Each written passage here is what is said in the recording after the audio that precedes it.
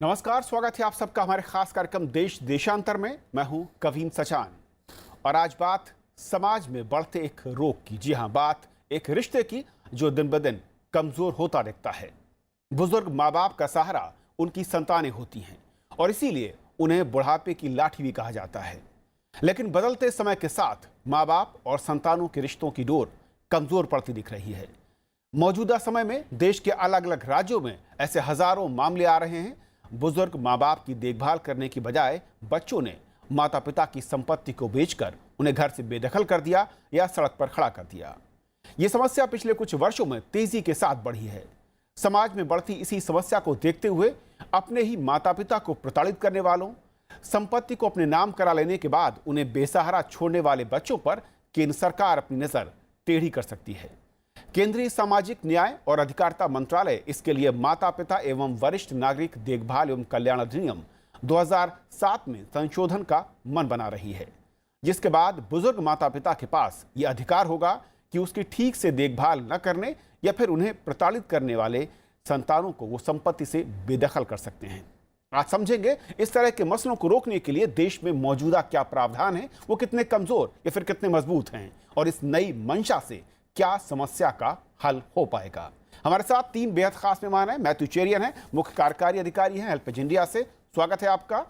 JSI दीपक हमारे साथ अधिवक्ता हैं दिल्ली हाई कोर्ट में, स्वागत है। विराग गुप्ता हमारे साथ अधिवक्ता सुप्रीम कोर्ट से, विराग जी आपका भी स्वागत है।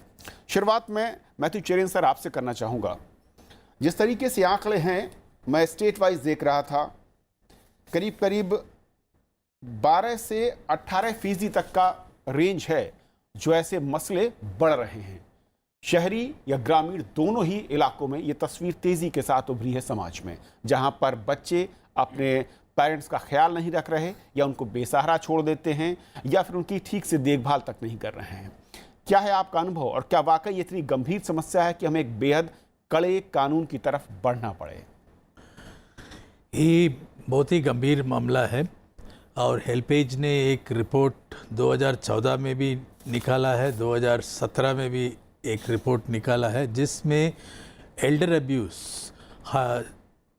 अगर परसेंटेज में देखेंगे 33% ओल्डर पीपल ने कंप्लेन किया कि हमारा घर में अब्यूज़ होता है और काफ़ी घरों में घर से बाहर भी निकालना और प्रॉपर्टी कब्जा करना वो तो मामूली हो गया। काफ़ी शहरों में ये ग्रामीण स्तर पे नहीं पहुंचा है। ये दूसरा है 2007 में एक मेंटेनेंस लॉ पास किया था। अभी हमने पिछले साल उसका जो मूल्यांकन किया कि इसका कितना तक इम्प्लीमेंटेशन हुआ। हर स्टेट में लागू तो हो गया, ट्रिब्यूनल तो सेट हो गया, लेकिन ट्रिब्यूनल्स का फंक्शनिंग बिल्कुल बेकार की तरफ है। काफ़ी जगह में केसेस पेंडिंग है। बुज़ुर्ग लोग का अगर ऑर्डर्स भी पास हो गया, उसका इम्प्लीमेंटेशन बहुत ही पुअर है। कहीं कहीं लोगों ने मेंटेनेंस 4 महीने के लिए दिया, उसके बाद बंद कर दिया और बुज़ुर्ग पेरेंट्स को दोबारा ट्रिब्यूनल में जाके कंप्लेन करना पड़ा। यही है इम्प्लीमेंटेशन का हालत। और ये सब सरकार को भी बताया, प्रेस ने भी रिपोर्ट किया, लेकिन क्या है कि इसका इम्प्लीमेंटेशन ठीक होगा जब तक गवर्नमेंट उसके ऊपर ध्यान दे। इम्प्लीमेंटेशन के ऊपर एक कंप्लीट इम्प्लीमेंटेशन फेलियर है, नहीं दे रहे हैं। विराग, मौजूदा दौर में जो हमारे पास कानून है आईपीसी के तहत या 2007 का जो अधिनियम है, जो कानून है, क्या वाकई वो इस तरह के उसमें प्रावधान है जो कि पेरेंट्स के हितों की रक्षा कर सकता है और बच्चों को बाध्य कर सकता है कि वो उनकी देखभाल करें और साथ ही साथ उनके मेंटेनेंस या जो ज़रूरी एक जीवन को चलाने की ज़रूरतें हैं उसको पूरा करें? भौतिकवाद बढ़ने के साथ संपत्ति पर जब जोर आया तो माँ बाप जैसे और बच्चों के नाजुक रिश्तों को भी कानून से परिभाषित करना पड़ रहा है। और ये समस्या की गंभीरता ये पूरे समाज की गिरावट को दिखाता है। प्रेमचंद के में अगर आप कहानियाँ देखें, बूढ़ी काकी जैसा, इसके मैं 5-6 पहलू बताऊँ। एग्जिस्टिंग कानून में बहुत सारे प्रोविज़न हैं। जो नया कानून बन रहा है उसमें 3 बातें स्पष्ट हैं। पहले नंबर पर एक ट्रिब्यूनल बनेगा जिसको सिविल कोड का पावर होगा, एक एप्लीकेशन पे डिसाइड होगा। दूसरे नंबर पर अगर प्रताड़ित करके अगर वो संपत्ति अपने नाम हासिल की गई है, तीसरे नंबर पर राज्यों को ये सारे एक्शन लेने पड़ेंगे। तो चीज़ें इतनी आसान नहीं हैं। आप प्रताड़ित करके अगर आपने किसी ने संपत्ति ली है तो पहले से ही आईपीसी में प्रोविजन है जिसमें कि आपको धोखाधड़ी से अगर आपकी कोई संपत्ति ले ले आप उसको कैंसिल कर सकते हैं। संपत्ति लेने के 2 तरीके हैं। पहला तरीका है कि आप किसी को वसीयत से देते हैं, दूसरा किसी को गिफ्ट से देते हैं। गिफ्ट अगर इर्रिवोकेबल है तो आप उसको कैसे उसको वापस करेंगे। अगर वसीयत से देते हैं वो मृत्यु के बाद होती, वसीयत कभी भी वापस ली जा सकती है। और जो एक वृद्ध व्यक्ति है, जो सीनियर सिटीजन है, क्या उसके पास इन मुकदमों के लड़ने के लिए उसके पास आर्थिक हैसियत है? इन सारी बातों पर भी विचार करना पड़ेगा।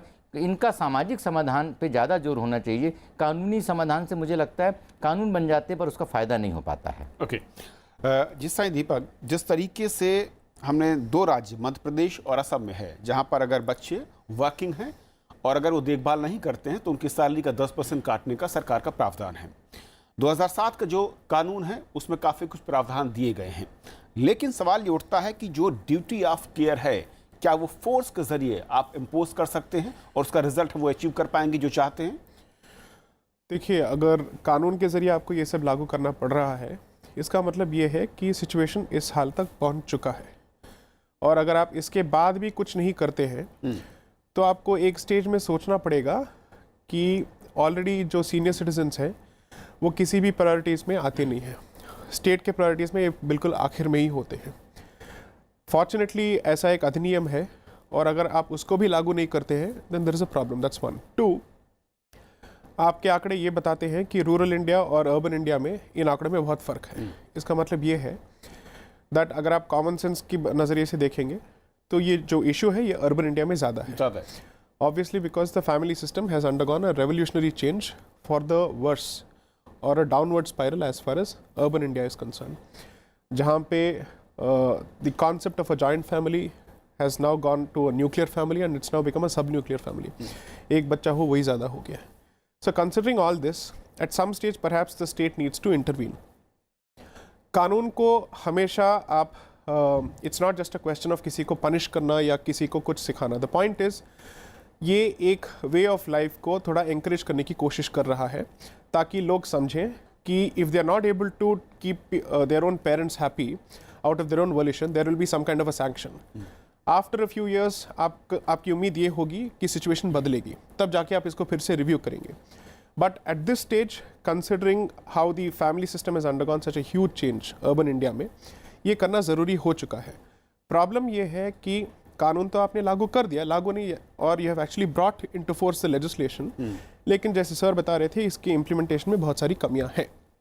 पॉइंट नंबर 1, ये सेंट्रल गवर्नमेंट लेजिस्लेशन हो सकता है लेकिन इसमें राज्यों का ही ज़्यादा रिस्पॉन्सिबिलिटी है। एक्ट उनको करना है, लागू नहीं करना है। करेक्ट। सो एक तो ट्रिब्यूनल एस्टैब्लिश करना है और दूसरा है old age homes. Old age homes को भी एस्टैब्लिश करना है और एनजीओस के साथ मिलकर काम करना है। इसका मतलब ये है कि सरकार ने ये तो तय कर लिया है कि ये अकेले अपना ये काम नहीं कर सकती है, इनको एनजीओस को इसमें साथ लेके चलना पड़ेगा। That's point number 1। Point number 2, I think it's a question of infrastructure. वो एस्टैब्लिश करने के लिए स्टेट गवर्नमेंट्स के पास पैसे हैं या नहीं है, we don't know. So central government ने तो एक लेजिस्लेशन इंट्रोड्यूस कर दिया है, लेकिन इसको इम्प्लीमेंट करने का इंफ्रास्ट्रक्चर और इंटेंट स्टेट में है या नहीं, I don't know. And I don't think all states have implemented this particular law. There are quite a few states which are still in the process of implementing this particular law. So as far as I'm concerned, it's not enough to come out with the legislation, क्योंकि वो सिर्फ बताता है कि ये आपकी मंशा है, लेकिन इसको लागू करने की भी आपकी इच्छा है या नहीं, ये वक्त ही बताएगा। लेकिन विराग, जो अब तक सीआरपीसी का प्रोविज़न है, आप शिकायत करते हैं, केस लड़िए, 500 रुपये का आपको जो मैं कहूँ कि मेंटेनेंस की बात, 3 महीने 5 महीने उसकी सज़ा, ये सब कुछ होने के बाद अगर ये सरकार सोच रही है कि माता पिता के पास ये अधिकार दे दिया जाए कि वो संपत्ति से बेदखल कर दें, उसमें 2 बड़े सवाल खड़े होते हैं। क्या ओवरऑल पूरी संपत्ति से, या फिर जो उन लोगों ने खरीदी या अपने जीवन काल में तैयार की है, और क्या ये हल हो सकता है? नहीं, मैं समझता हूँ कि इसको मुद्दे को सीमित कर दिया जाए। जो प्रपोज लेजिस्लेशन है, ये जो बच्चों की संपत्ति है उससे उसका कोई संबंध नहीं है। ये इसका संबंध सिर्फ उस संपत्ति से है जो माता पिता ने अपने बच्चों को दिया है, उसमें भी उस संपत्ति से है जिसको कि बच्चों ने फ्रॉड से हड़पा है। अब इसमें पहले नंबर पे आपको प्रूव करना पड़ेगा कि फ्रॉड आपने किया कि नहीं किया। जोर ज़बरदस्ती से आपने वसीयत तो नहीं लिखवा ली, जोर ज़बरदस्ती से आपने उसमें गिफ्ट नहीं ले ली। मुझे लगता है इसमें सबसे पहले नंबर पे देखना पड़ेगा जो हमारे रजिस्ट्रार दफ्तर हैं, उन रजिस्ट्रार दफ्तर में जब माँ बाप अपने बच्चों के, जैसे SC/ST कानून में एक प्रोविजन है कि उनकी ज़मीन की रजिस्ट्री के पहले कलेक्टर की परमिशन चाहिए, हम ऐसे प्रोविजंस कर सकते हैं कि अगर कोई सीनियर सिटीजन अपने बच्चों को संपत्ति, गिफ्ट या जो चीज़ें कर रहा है, तो हम इलाके के SDM या कोई एक ऐसा मैकेनिज्म कर सकते हैं कि उसके NOC जरूरी हो, वो उससे 10 मिनट बात करे कि भाई आपकी संपत्ति जो दे रहे हैं होशो हवास में दे रहे हैं, कोई जोर जबरदस्ती में तो नहीं दे रहे हैं, कोई आपको लालच तो नहीं दे रहा है। देश में 10 करोड़ ऐसे सीनियर सिटीजन हैं, इसमें बहुत सारे कॉम्प्लेक्स इश्यूज़ हैं। पहला कॉम्प्लेक्स इशू ये है कि क्या 60 साल का आदमी सीनियर सिटीजन है कि आप उसकी एज कम ज़्यादा कर रहे हैं, नंबर 1। नंबर 2, उसमें बच्चों में क्या आप उसमें step sun, step daughter, step sun in law, उन सारे लोगों को शामिल करेंगे कि नहीं करेंगे। तीसरे नंबर पे समस्या ये है, जैसे महिलाओं के लिए मेंटेनेंस का प्रोविज़न है, और भी हमारे पास बहुत सारे कानून हैं, पर इसमें आप लोग कोई टाइम लिमिट नहीं करते हैं। तो इससे, जैसे एक आपने भी बोला आसाम या दूसरे राज्य के बारे में, वो सारे नौकरी पेशा पे नहीं अप्लाई करता है, सिर्फ सरकारी नौकरी पे अप्लाई करता है, क्योंकि सरकार का उसके पास अधिकार है और सरकार के पास कंप्लेंट पहुंचने पे उसको आप उसके खिलाफ डिपार्टमेंटल रूल्स के तहत आप कार्रवाई कर सकते हैं, क्योंकि उसने अपने आप को डिक्लेयर किया है कि ये मेरे डिपेंडेंट माता पिता हैं, उनको आप CGHS की सारी सुविधाएं दे रहे हैं, तो आप उसकी तनख्वाह काट सकते हैं, उसके खिलाफ एक्शन ले सकते हैं। तो मुझे लग रहा है कि इसका एक बहुत सीधा सा तरीका ये है कि जब भी आप किसी संपत्ति को सीनियर सिटीजन अपने बच्चों को दे या बच्चों को कुछ भी दे, तो इलाके का जो रजिस्ट्रार के अलावा उसमें SDM की या किसी एक ऐसे जिम्मेदार अधिकारी की NOC जरूरी हो, जो उनका मानसिक परीक्षण करके ये देखे कि यह ऐच्छिक है या जोर जबरदस्ती से है। मैथ्यू सर, क्योंकि आप उस तरह के जो कार्यक्रम उसमें शामिल रहे हैं, चलाते रहते हैं, जो पेरेंट्स हैं, एक बड़ी दिक्कत ये दिखती है कि वो विलफुल तरीके से भी अगर उन्होंने अपनी संपत्ति को बच्चों के नाम किया है तो उसके खिलाफ जाना नहीं चाहते हैं, न तो पुलिस में शिकायत करना चाहते हैं, न वो कोर्ट जाना चाहते हैं।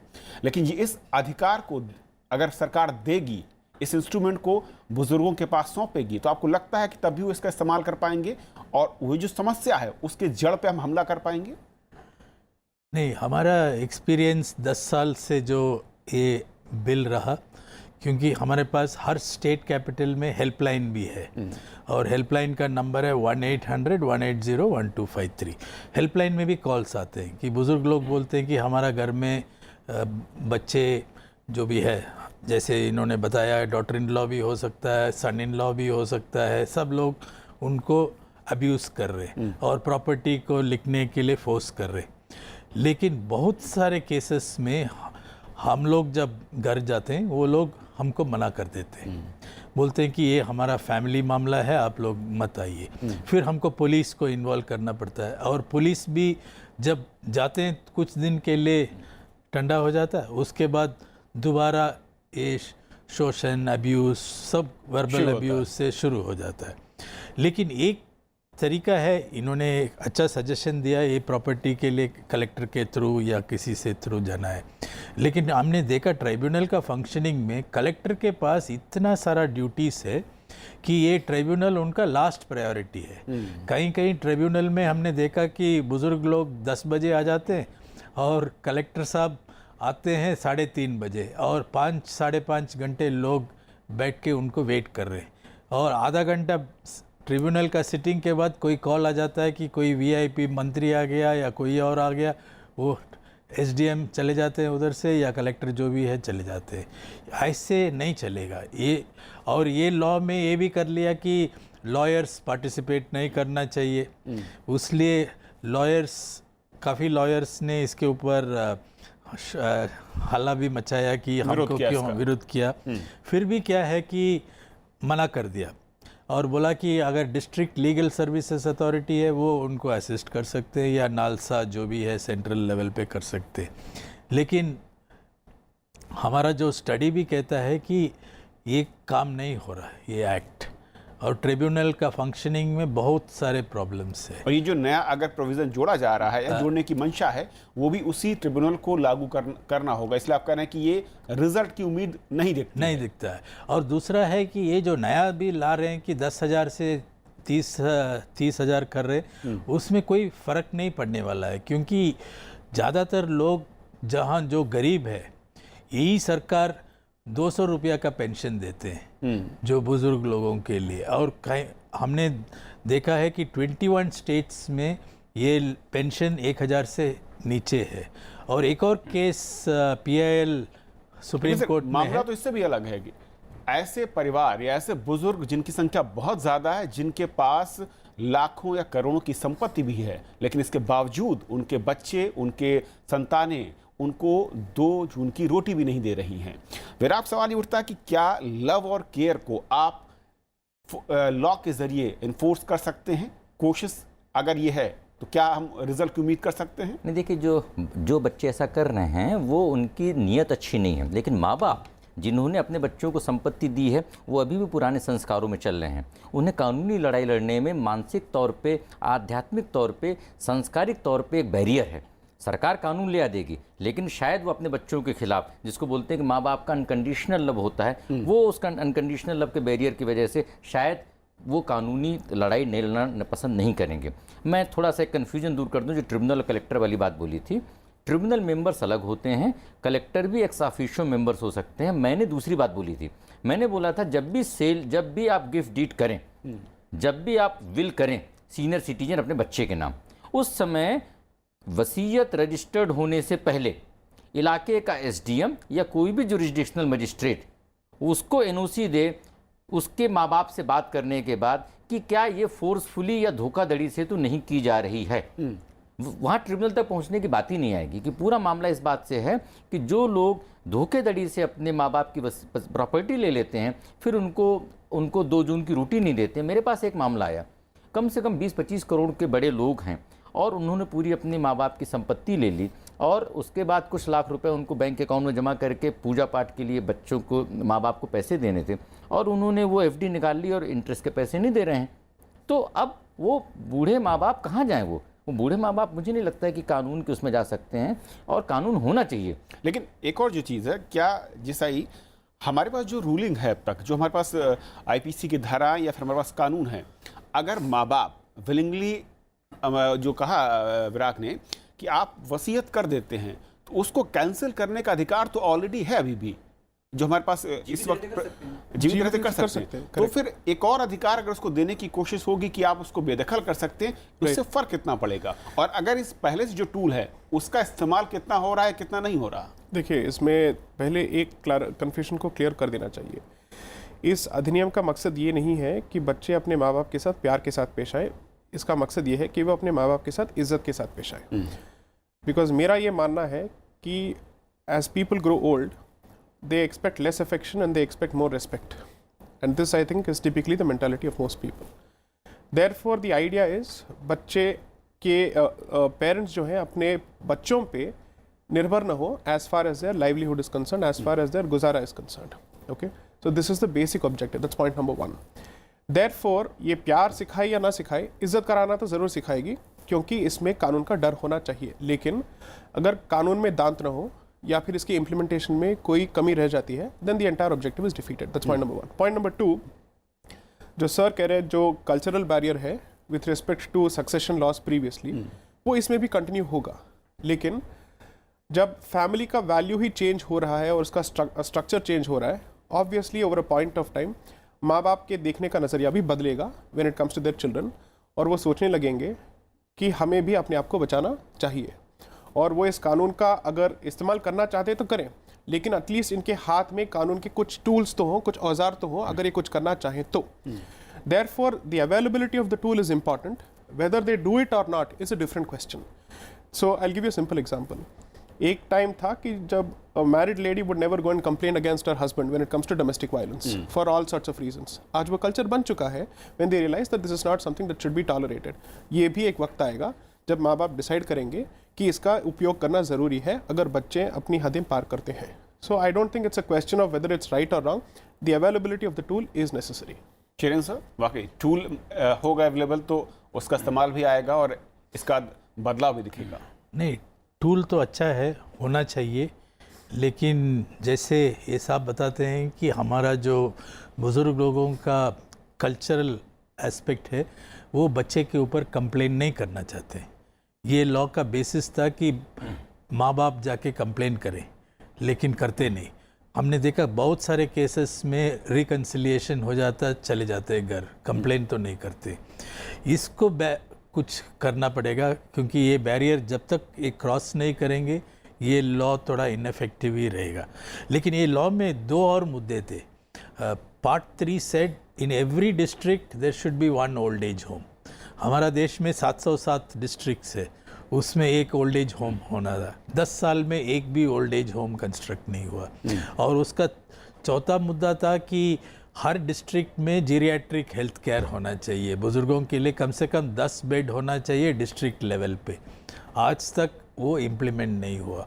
इसलिए अगर लॉ अब्यूज़ के ऊपर देखें, इम्प्लीमेंट नहीं हुआ। अगर ओल्ड एज होम देखें, इंफ्रास्ट्रक्चर नहीं हुआ। हेल्थ केयर वो भी इम्प्लीमेंट नहीं हुआ। इसलिए मैं कहता हूँ कि ये इम्प्लीमेंटेशन का फेलियर है। थोड़ा ये लॉ में टिंकर करने से कुछ नहीं होने वाला है। जब तक ये लोग उसको थोड़ा लेके उनका हार्ट लगा के, दिल लगा के उसको इम्प्लीमेंट करेंगे, फिर ही होगा। विराग, 2 पॉइंट जो मैथ्यू साहब कह रहे हैं। पहला ये कि जो आपने भी कहा कि एक सांस्कृतिक विचारधारा या फिर एक इस तरह का भारत में इतिहास रहा है कि माता पिता आखिरी वक्त तक अपने बच्चों के खिलाफ न तो खड़े होते हैं, न वो चाहते हैं कि उनको कोई परेशानी हो, भले ही वो उसके चलते परेशान रहे हों जिंदगी भर।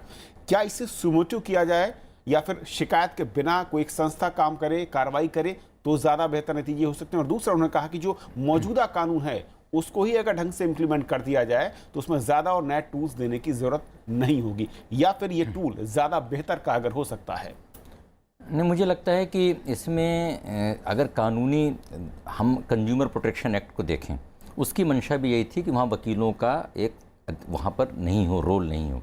बहुत सारे कानून हैं जहाँ पर वकीलों के रोल को मिनिमाइज़ करने की कोशिश की गई है, पर हर ट्रिब्यूनल, हर कोर्ट, हर कानून वकीलों के रोल को बढ़ाता है।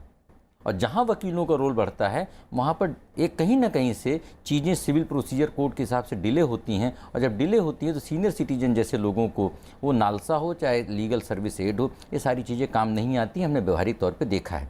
जिसके पास संपत्ति है, वो पावरफुल है, वो बेहतर मुकदमे लड़ सकता है, वो प्रूव कर सकता है कि जोर जबरदस्ती से प्रेम से दिया गया और ये मुझे ब्लैकमेल कर रहे हैं। इसलिए पहले नंबर पर हमको देखना है कि ये प्रोसीजर कितना सरल हो।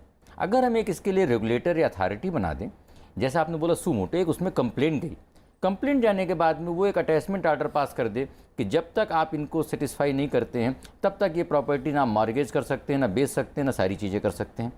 वो जब तक ऑर्डर नहीं पास होगा, कोई कोर्ट कचहरी के चक्कर नहीं लगाना चाहता है। तो वो मुझे लग रहा है वो प्रोसीजर सरल करने की आवश्यकता है। हमारे कानूनों में अभी भी 100 साल पुरानी जटिलता है। वो जटिलता देश के लोगों को बहुत ज़्यादा परेशान कर रही है। नौकरशाही सारे अपने गुण दिखा देती है कानून को कॉम्प्लिकेट करने में। उस कॉम्प्लिकेशन का लाभ अदालती व्यवस्था में डिले के तौर पे दूसरे लोगों को होता होगा, पर जो मुद्दई है उसको तो कभी न्याय नहीं मिल पाता है। और एक और बड़ा प्रश्न है, 10,000 से 30,000 रुपये करने वाला या ओल्ड एज होम वाला, जब देश की औसत आमदनी ही कम हो तो आप इसको अर्बन और रूरल एरिया में कैसे इसको कर पाएंगे? जहाँ पर उतनी आमदनी नहीं है तो 10,000 रुपये के फार्मूले को आप दोनों जगह कैसे कर पाएंगे? जो बाकी बातें बोली, ओल्ड एज होम, ये सारी बातें, ये पूरी बातें मद्देनज़र हैं। सोशल सिक्योरिटी से अगर आप अमेरिका का पैटर्न देखें तो जो बड़े लोग हैं वो अपना टैक्स देते हैं, उसी से उनको सोशल सिक्योरिटी मिलती है। जो बड़े लोग हैं ज़्यादा टैक्स देते हैं, उससे गरीब लोगों को सोशल सिक्योरिटी मिलती है। तो मुझे लग रहा है एक बड़ा मुद्दा है जो कानून से ज़्यादा इकोनॉमी से ज़्यादा जुड़ा है। इकोनॉमी से जुड़ा हुआ है और सोशल रिस्पॉन्सिबिलिटी जिस तरफ समाज जा रहा है उसको भी इस पर कुछ अहम विचार मंथन करने की जरूरत है। बहुत बहुत शुक्रिया आप तीनों मेहमानों का हमारे साथ इस बेहद अहम चर्चा में जोड़ने के लिए और समझाने के लिए कि असल में जो रिश्तों की डोर है ये मजबूत कैसे हो और क्या इसे कानून के जरिए हम बच्चों को, संतानों को रिस्पॉन्सिबल बना सकते हैं अपने पेरेंट्स के प्रति, या फिर इसके लिए दूसरे टूल्स की हमें ज़्यादा ज़रूरत है। फिलहाल आज इतना ही। नमस्कार।